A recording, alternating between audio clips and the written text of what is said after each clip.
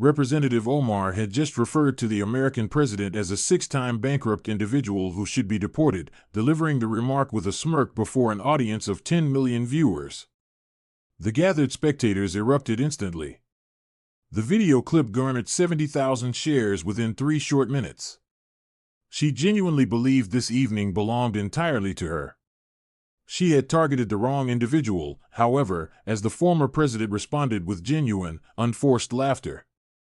He then uttered a single phrase, and from those few words, the entire reputation the Congresswoman had cultivated over 7 years started to disintegrate, not out of his anger, but from his amusement, since an amused Trump remains the most perilous spectacle in broadcasting. The congressional chamber carried the scent of brewed coffee, polished floors, and the distinct electrical tang of excessive recording equipment producing severe heat in a space meant for a much smaller crowd. The journalistic seating area was packed tightly, featuring not just the standard minimal coverage team, but an absolute mobilization of every major network and news agency, complete with a pair of courtroom illustrators seated far back, reflecting a lingering belief that sketched portraits capture truth better than photographs. The Congresswoman remained seated at the testimony desk, dressed in a dark crimson headscarf and a classic navy suit jacket. Her bearing was incredibly rigid, presenting a posture that resembled standing from the waist upward rather than merely sitting, projecting the defensive stance of a politician who spent 7 legislative years and her entire prior existence demanding space in environments that preferred her absence. Her fingers remained gently intertwined, resting softly upon the table's surface. The informational binders sat meticulously stacked. The nearby drinking glass was filled completely. Every single object occupied its precise, designated location.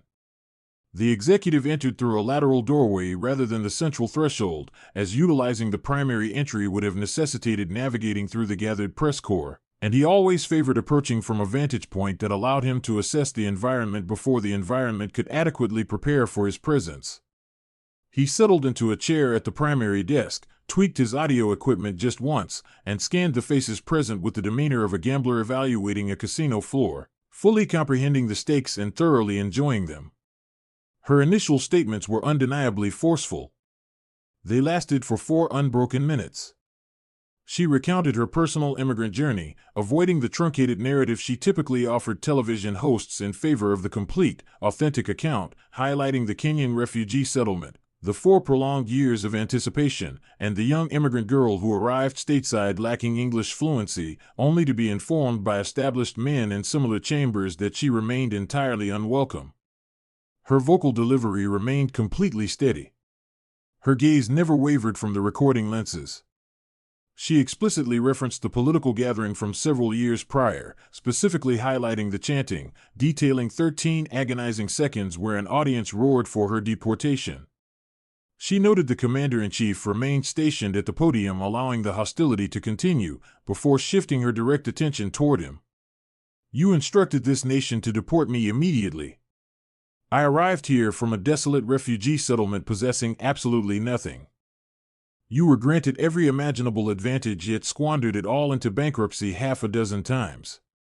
Perhaps this country ought to deport the individual squandering its wealth, rather than removing the female immigrant who arrived here ready to work for it." The chamber fundamentally fractured at those words. The section dedicated to her supporters, overflowing with constituents from her home district, featuring traditional headwear and political pins, radiating the distinct fervor of a demographic arriving to witness their chosen defender confront the politician who demanded her exile, completely exploded. The resulting noise lacked the polite cadence of applause, as it instead conveyed sheer vindication, reflecting an audience that endured 5 long years waiting for those specific words to strike that specific face.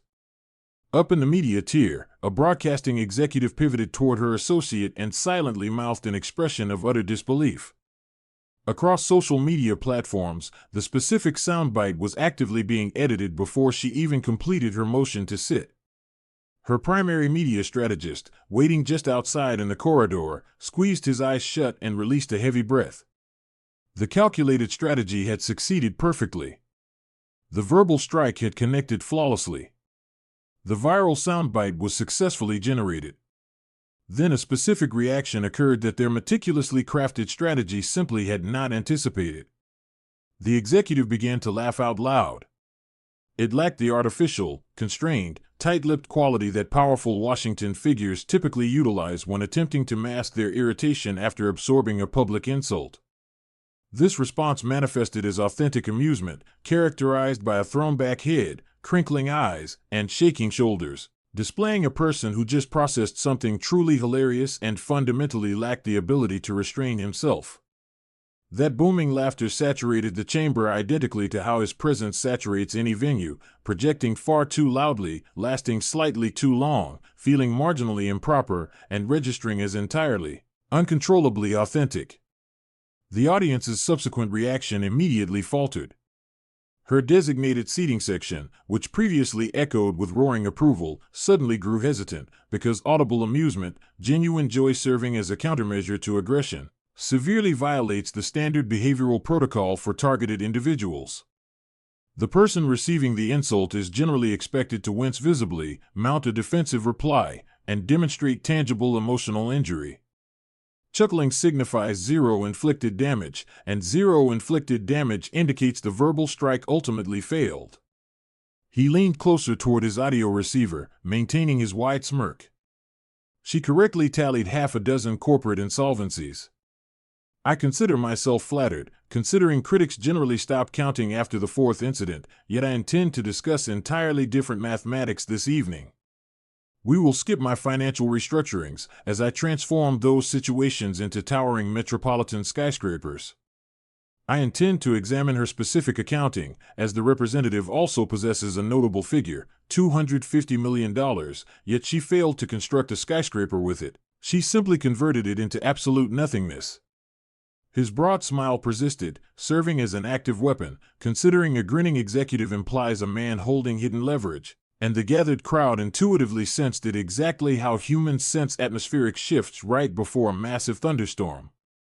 Something significant was rapidly approaching. The gathered journalists collectively leaned forward. The courtroom illustrators ceased their sketching completely.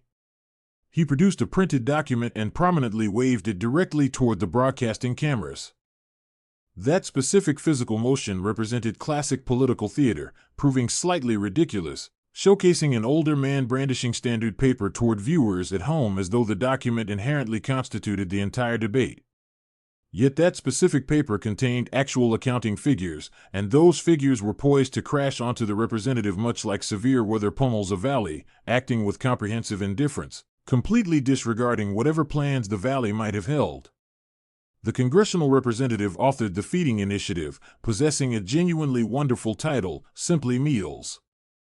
You cannot legislate against nourishment, as nobody actively votes against providing sustenance to impoverished children, therefore securing overwhelming bipartisan approval.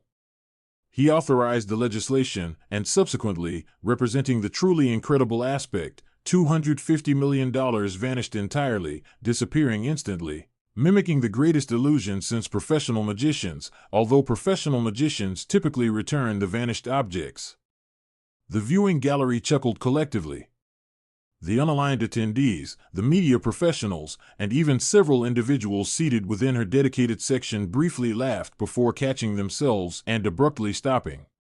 The amusement manifested involuntarily, rendering the situation significantly worse. Considering involuntary chuckling following a massive fraud accusation indicates the listeners intuitively accepted the premise before consciously deciding whether the underlying facts were actually true. He completely understood this psychological dynamic. He constructed a massive professional legacy by compelling audiences to chuckle their way into total agreement. Her hands, which previously remained neatly interwoven upon the desk, finally parted. Her left palm shifted toward the perimeter of her binder, representing the physical motion of someone grasping for paperwork that might offer a defensive counterargument. The binder remained entirely shut. The physical motion aborted prematurely, mirroring how a spoken thought trails off when the conversationalist realizes no available conclusion actually improves the situation. $250 million allocated for a legislative initiative designed to nourish adolescents, specifically immigrant youths residing inside her jurisdiction. Yet do you understand how many provisions were legitimately distributed? Would anyone care to venture a guess? I will offer a small clue. It represents a perfectly round integer. He executed a deliberate pause, matching a professional comic's timing, deliberately forcing the listeners to finish the punchline internally right before the speaker vocalizes it aloud. Absolutely zero. Zero provisions distributed, 250 million vanished, and completely zero children actually acquired any sustenance. 79 individuals faced formal indictments, 56 submitted guilty pleas, and 89% of the prosecuted subjects, a full 89%, belonged to her specific demographic, her own neighborhood, the exact population she claims to fiercely defend. The prior amusement vanished completely. The chamber fundamentally transitioned from humorous entertainment into a harsh legal deposition, and this transition occurred so rapidly that many attendees still maintained smiling expressions while simultaneously digesting the sheer gravity of that financial revelation. $250 million vanished, zero provisions supplied, 79 constituents formally charged. Those statistics occupied the physical space much like massive furniture dropped at an incorrect residence, proving too heavy to relocate, remaining impossible to overlook, obviously destined for another location but undeniably obstructing the current pathway.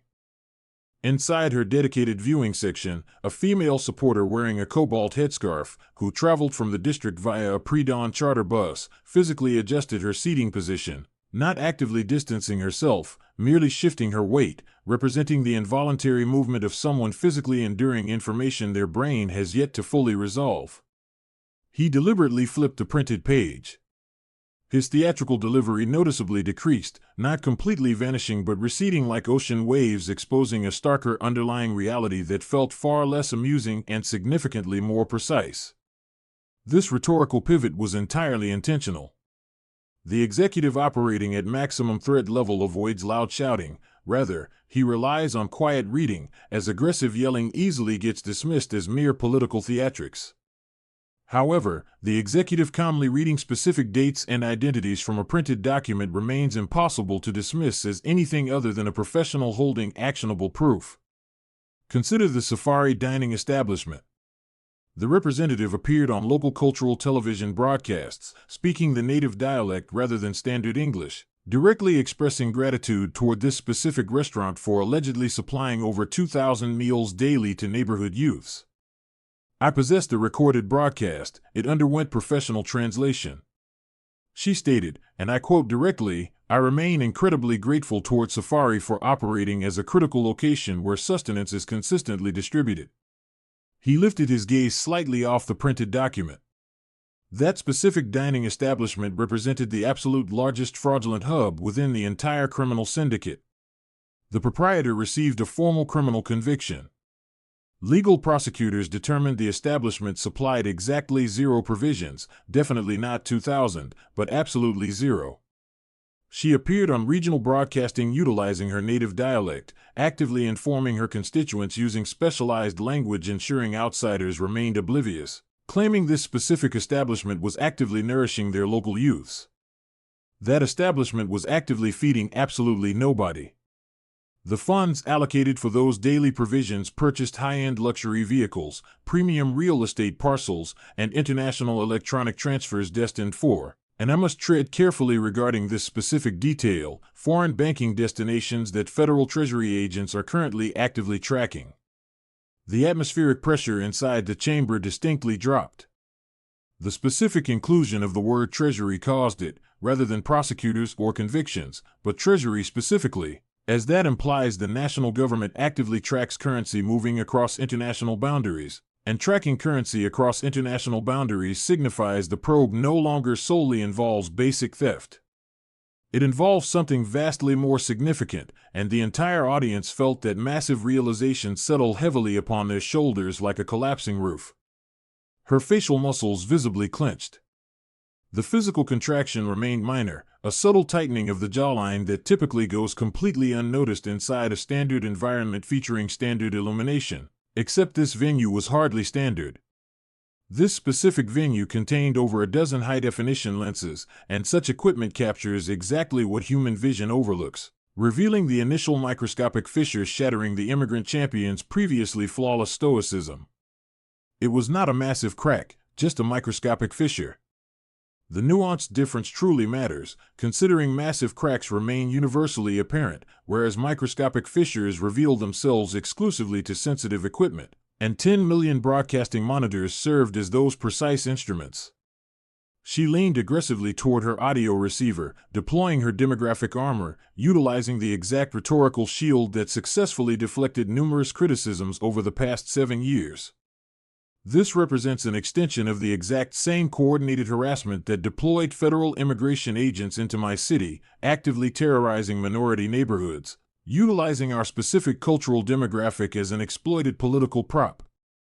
Immigration enforcement did not target your city because of my actions.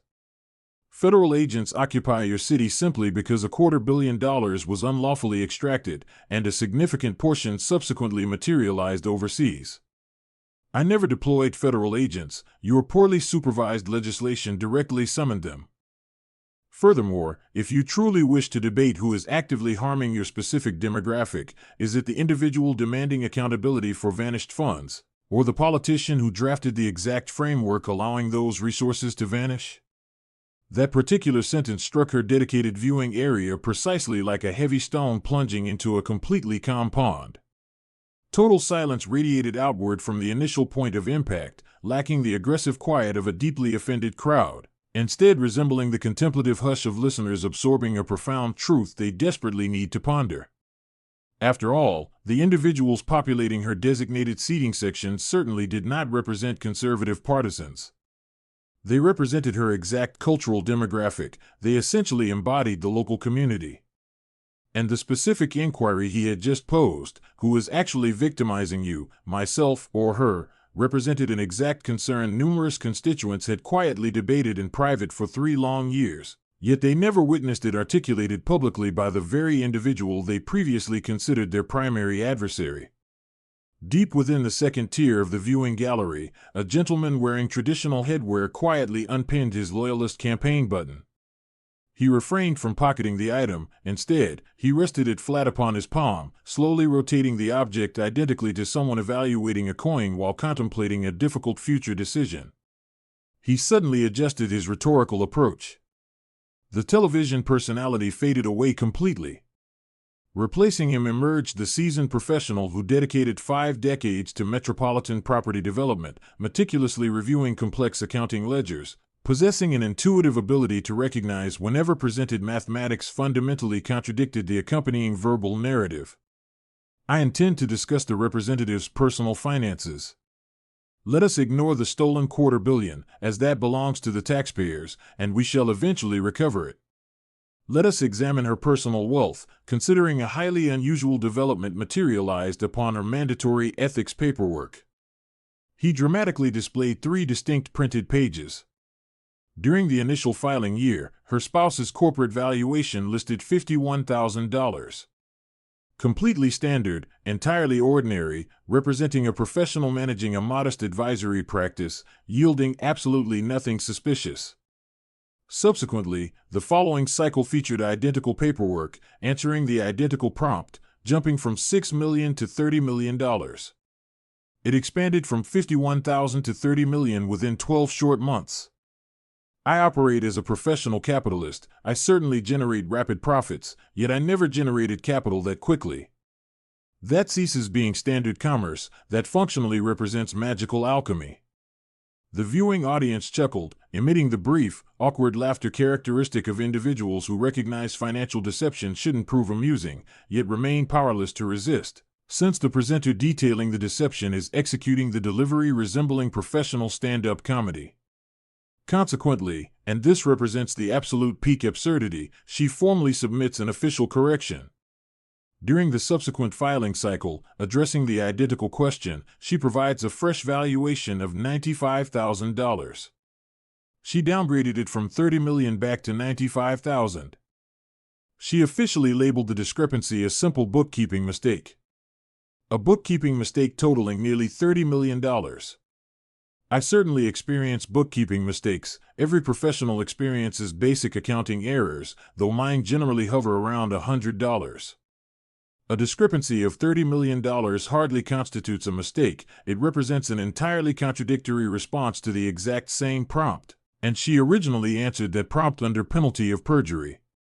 Her right palm shifted slightly, avoiding both the binder and the audio receiver, moving firmly toward the desk's perimeter, pressing downward with substantial force. It mirrored the physical adjustment of someone attempting to anchor their body against a solid structure because the ground beneath them feels completely unstable. The wooden desk, naturally, remained perfectly stationary. However, the atmosphere inside the chamber actively shifted, migrating swiftly away from her position and gravitating toward the gentleman holding the financial documents, a migration measurable not in physical distance but in concentrated public scrutiny. It embodied the unique atmospheric heaviness that materializes during congressional inquiries once the testimony transitions from standard partisan bickering into federal criminal evidence, prompting the viewers to grasp that they are witnessing a formal interrogation rather than a standard debate. Her husband's enterprise, known as Rose Lake Capital, publicly advertises managing $60 billion in total financial assets. $60 billion essentially constitutes a premier financial institution, eclipsing the vast majority of investment funds, yet the entity lacks formal registration with securities regulators. Would you care to discover its official corporate headquarters? A shared workspace facility. A shared workspace facility where professionals lease a temporary table on an hourly basis. Claiming $60 billion originates from a temporarily leased table. I have constructed massive properties, legitimate physical structures featuring steel framing and poured concrete bearing my personal brand, yet I never claimed to manage $60 billion. This specific individual claims such incredible figures while operating from a temporary table, which even I consider excessively ambitious. An audible noise slipped from the viewing section, representing the collective tone of numerous attendees desperately attempting to suppress their laughter but ultimately failing, showcasing the unique reverberation of involuntary amusement erupting inside an environment where humor feels deeply taboo. The courtroom illustrator seated in the furthest row raised his gaze away from his drawing tablet. He completely abandoned sketching the representative. Instead, he focused entirely upon drawing the executive, capturing the forward lean, the wide smirk, and the dramatic document waving. The underlying narrative of the entire chamber had fundamentally transformed, and the illustrator's primary duty involved documenting that exact narrative, which no longer centered upon the female politician who initiated the confrontation demanding his deportation. The prevailing narrative now highlighted the executive who seamlessly converted her deportation demand into a devastating public review of her mandatory wealth disclosures.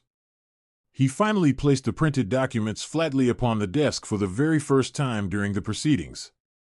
His vocal projection lowered significantly beneath his usual theatrical volume. The gathered crowd registered the shift precisely how an audience notices a notoriously boisterous individual suddenly becoming calm, since tranquility from a boisterous individual indicates the entertaining portion has concluded and the severe segment has officially commenced.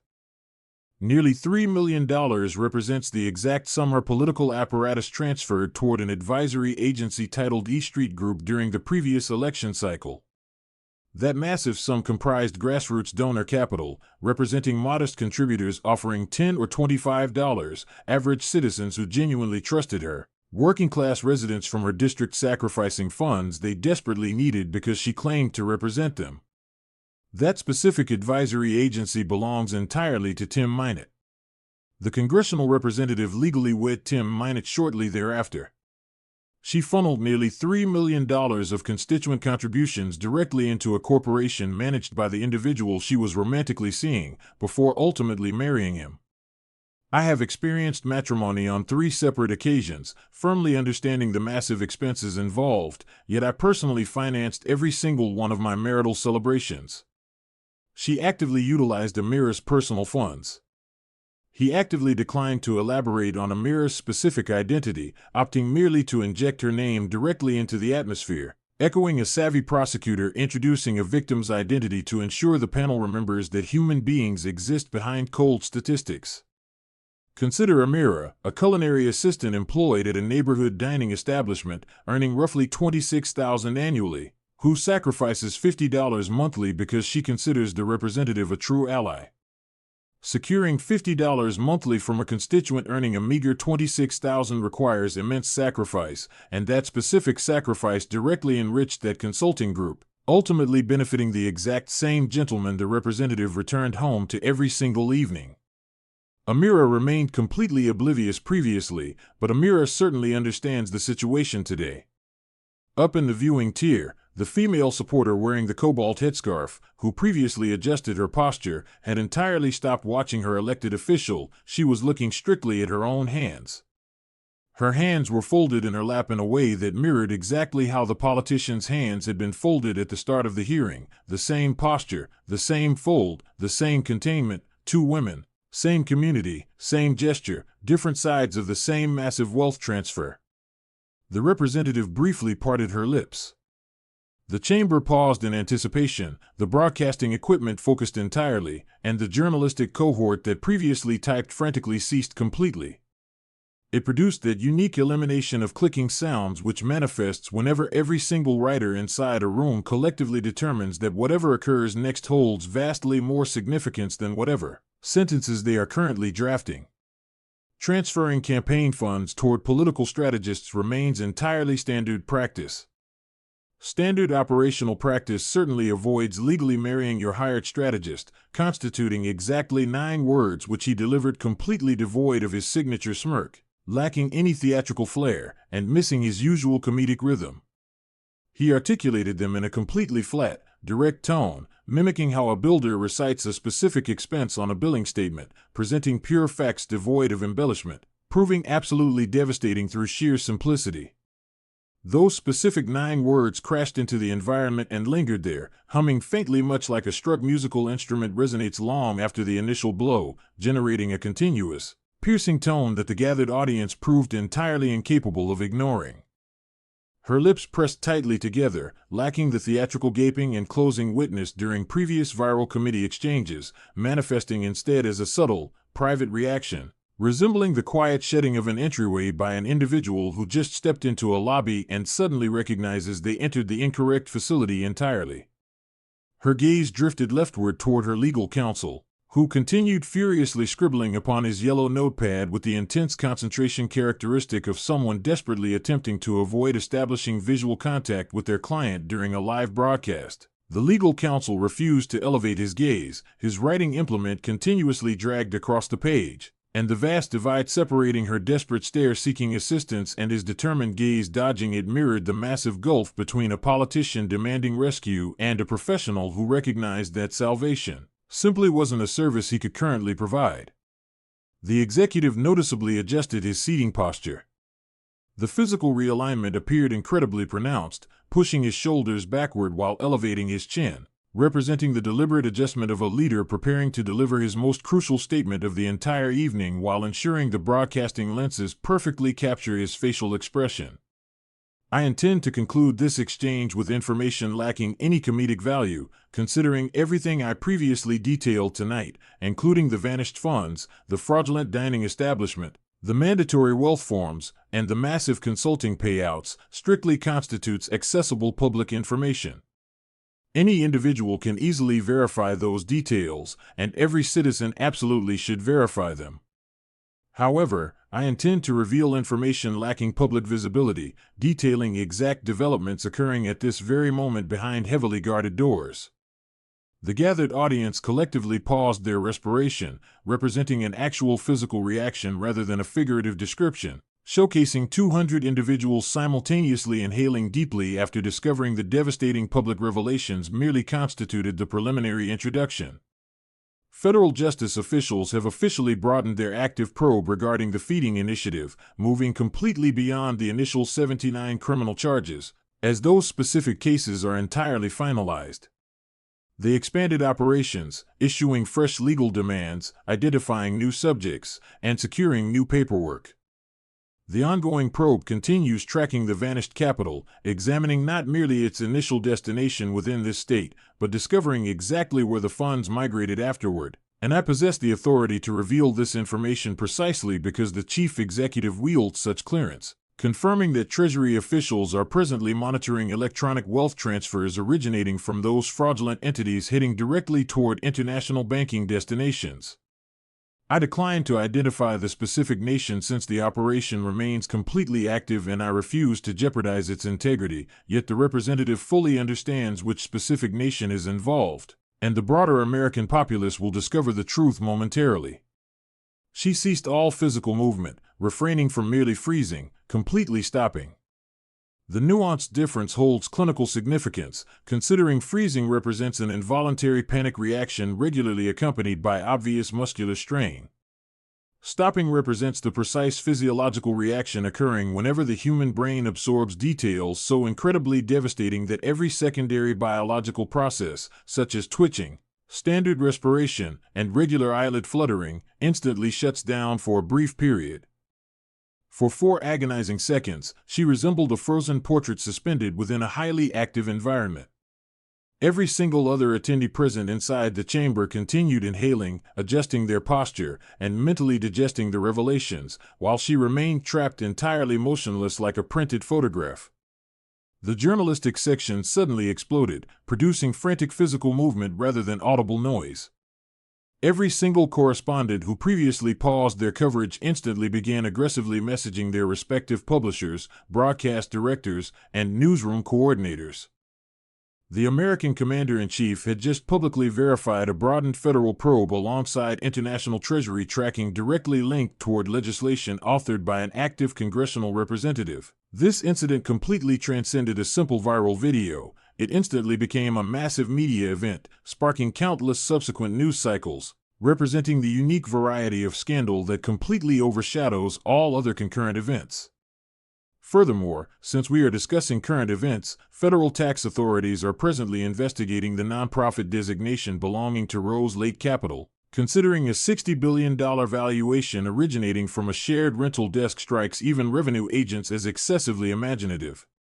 Additionally, a federal grand jury operating within the Capitol recently authorized demands targeting the business documentation belonging to her spouse, encompassing all associated consulting entities and capital groups entirely. Those specific demands were authorized during the previous week, and I am technically restricted from possessing that knowledge, perhaps. Yet occupying the presidency ensures I discover numerous details I supposedly remain restricted from accessing. He grinned with the distinct expression of a demolition expert who just triggered a massive explosive device and now observes the resulting destruction, displaying intense professional pride.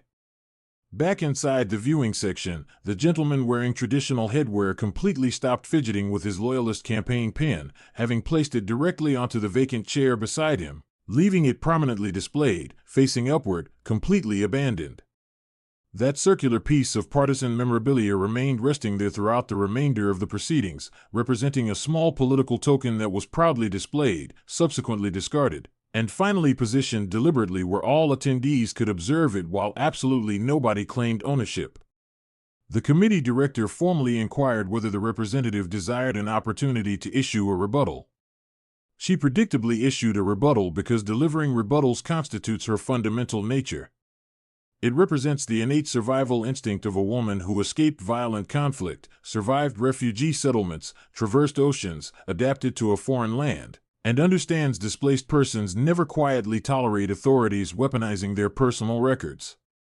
She rose, she vocalized her defense, she delivered the predictable phrases.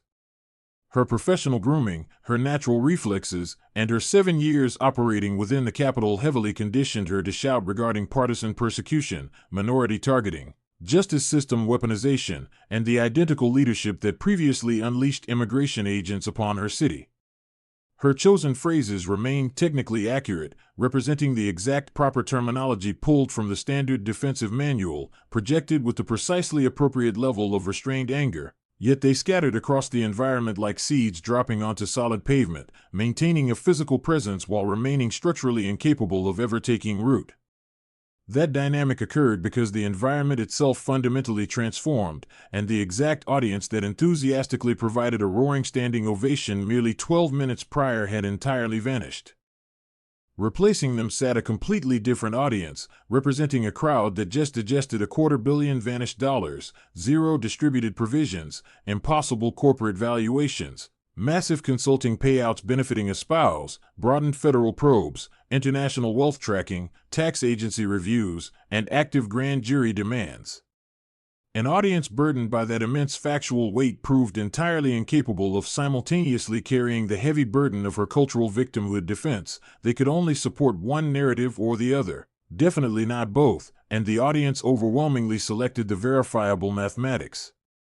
He remained completely silent, leaning casually backward against his seat, displaying the relaxed posture of a patron who just concluded a massive feast and patiently awaits the final receipt, not rushing his departure, but acknowledging the dining experience has officially concluded and every guest at the table universally recognizes it. He avoided glancing in her direction entirely. Instead, he surveyed the viewing gallery, observed the journalistic pool, stared deeply into the broadcasting lenses, and looked at absolutely everything except the female politician who initiated the confrontation by demanding his immediate exile. He recognized that directly staring at her during this moment would represent excessive cruelty, and regardless of whatever other flaws he possessed, he maintained a brilliant entertainer's intuition for recognizing exactly when a performance has definitively ended. The viewing public hardly required an additional strike. They desperately needed a moment to process the devastating blows he had already delivered. Out in the corridor situated just beyond the chamber doors, her primary media strategist glared blankly at his cellular device. The defensive statement he drafted beforehand, declaring his boss forcefully challenged the executive regarding his prejudiced history, remained visibly active on his screen. The drafted document remained completely worthless now, considering the inquiry ultimately completely avoided his history, focusing entirely upon her own devastating record instead. The previously composed document, which falsely presumed the confrontation would strictly target the executive, lingered uselessly upon the glowing monitor, resembling a purchased admission ticket for a musical performance that suffered an abrupt cancellation. He completely discarded the prepared draft, generated a fresh blank file, typed exactly 2 initial words, and immediately froze, reading simply, "The representative." He possessed absolutely no idea what phrases should follow, lacking any direction because the chaotic inquiry generated specific results his team remained completely unprepared to navigate.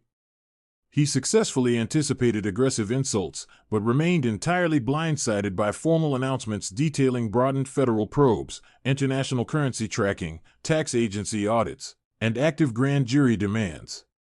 These developments transcended standard rhetorical arguments or basic partisan maneuvering. They represented the massive bureaucratic force of the national government firmly targeting his employer, publicly revealed during a live broadcast by the exact leader managing that massive bureaucracy. Absolutely no public relations protocol existing within any strategic manual across the entire Capitol possessed the capability to spin a federal grand jury demand into a lucrative fundraising solicitation. He stared blankly at those 2 lonely words, "the representative," while the digital marker continuously pulsed. This represents the authentic sequence of events, avoiding the heavily sanitized narrative her staff later distributed, revealing exactly what genuinely occurred. Just 2 specific video segments ultimately dominated the discourse, definitely not 3, exclusively 2, and those recordings penetrated demographics that standard political footage typically fails to reach entirely. The initial recording featured the deportation exchange, showcasing her aggressive insult, his genuine amusement, and his devastating pivot, noting she tallied his insolvencies while he preferred tallying her vanished provisions. Securing 37 million impressions across 3 days, the footage achieved virality strictly due to the genuine amusement. The amusement served as the critical component, considering partisan strikes supposedly generate defensive posturing, and that defensive posturing remains exactly what viewing audiences naturally anticipate. When that anticipated defensive posture gets completely replaced by authentic amusement, specifically the variety that visibly shakes the torso, crinkles the facial features, and floods the environment with the resonance of a figure who feels genuinely and uncomplicatedly entertained, the watching public immediately adjusts their perception. The underlying criticism instantly diminishes, and the person launching the criticism inherently diminishes alongside it. Her aggressive insult, which operated effectively as a rhetorical weapon for roughly 90 seconds, instantly transformed into a mere setup phrase serving his incredibly devastating punchline. The subsequent recording completely lacked any entertainment value. It served purely as a factual disclosure. It featured the executive verifying broadened justice probes, international currency tracking, tax agency audits, and active grand jury demands, broadcast entirely live, targeting organizations linked directly to an active politician, presented using the relaxed confidence of a leader commanding the very agencies he actively described. Generating 22 million impressions, this specific footage bypassed standard partisan networks entirely, circulating instead across judicial platforms, regulatory discussion boards, and the specialized community of lawyers and detectives who recognize that a commander-in-chief verifying ongoing probes during a live broadcast completely transcends basic political rhetoric. It constitutes an official evidentiary release, and official evidentiary releases delivered publicly by the highest executive authority fundamentally resist future retraction, public relations spinning, or contextual reframing, as they permanently integrate into the historical record. During the initial week, her staff published a defensive letter labeling the inquiry a partisan witch hunt masquerading as routine legislative supervision. That published letter completely ignored the vanished $250 million, entirely avoided the fraudulent restaurant, skipped the mandatory wealth forms, neglected the consulting agency payouts, and actively dodged the broadened justice probes, the international currency tracking, the tax agency audits, and the active grand jury demands. The published letter focused entirely upon the underlying motivation driving the inquiry, actively dodging the substantive evidence the actual inquiry successfully exposed. A defensive letter exploring motivations while simultaneously ignoring substantive facts essentially functions, within the realm of federal criminal defense, as an explicit admission that the substantive facts remain entirely indefensible. The regional minority demographic residing in her district eventually responded, and their specific response embodied the exact reaction her strategic team dreaded above all others, lacking blind fury or fierce defensiveness, providing instead pointed questions. An alliance of commercial proprietors and civic figures operating within her neighborhood published a formal letter demanding complete transparency concerning the distribution and supervision of capital allocated beneath her legislative initiative. That formal letter completely avoided insulting her, it merely demanded her active cooperation, and a demand for cooperation originating directly from the demographic you claim to serve carries vastly different implications than a standard legal order. A legal order represents a judicial tool, whereas a demand originating from your native demographic serves as an ethical mandate, and ethical mandates wield significantly sharper consequences within the political arena than standard judicial tools. During the second week, justice officials verified via a press representative, rather than the chief executive, that the specific fraud probe had officially expanded. They provided zero specifics and identified no targets, simply confirming the expansion while referencing supplementary monetary tools and international financial movements. This formal verification remained strictly administrative in nature.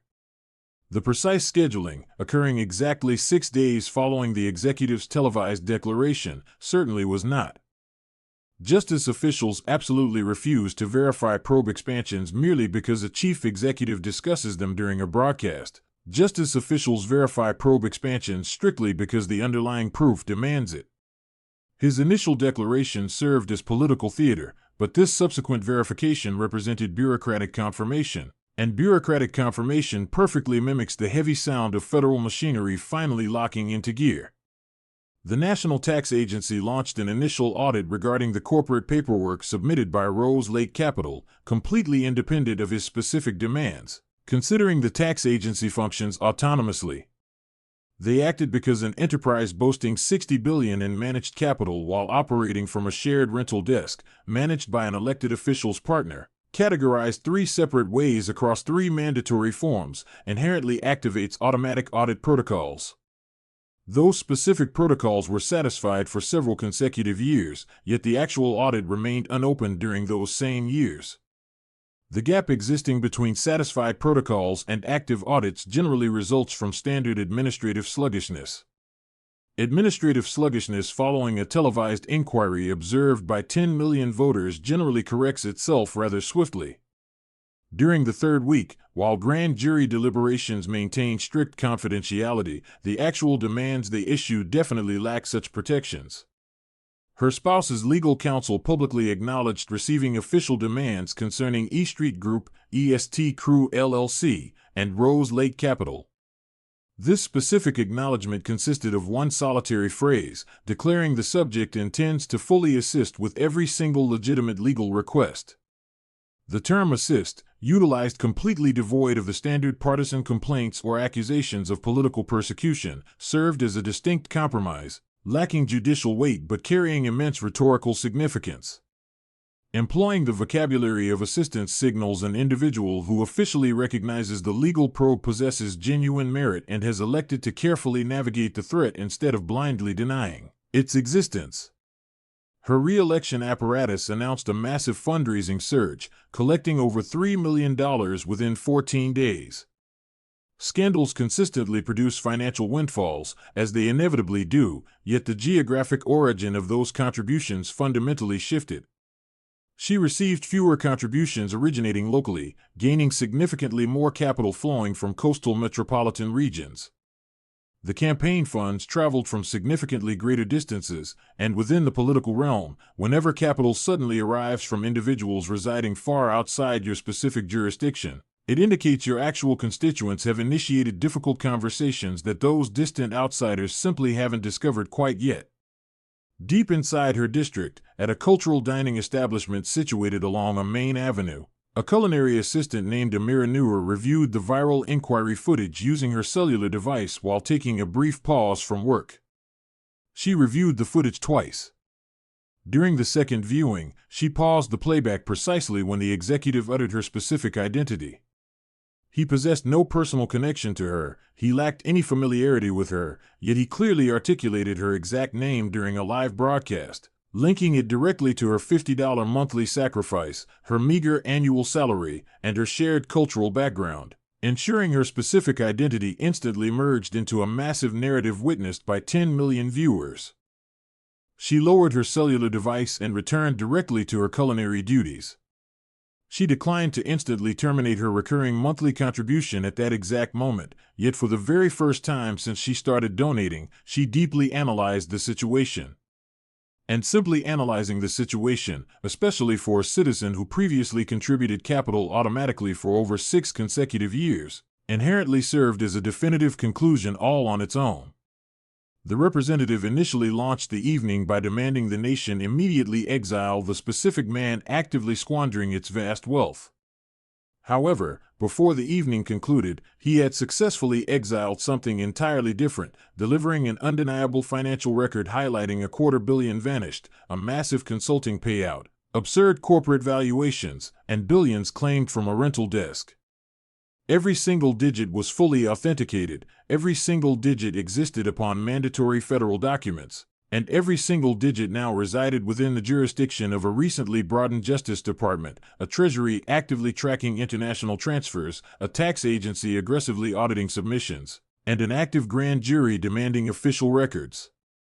She had challenged him to exile her immediately.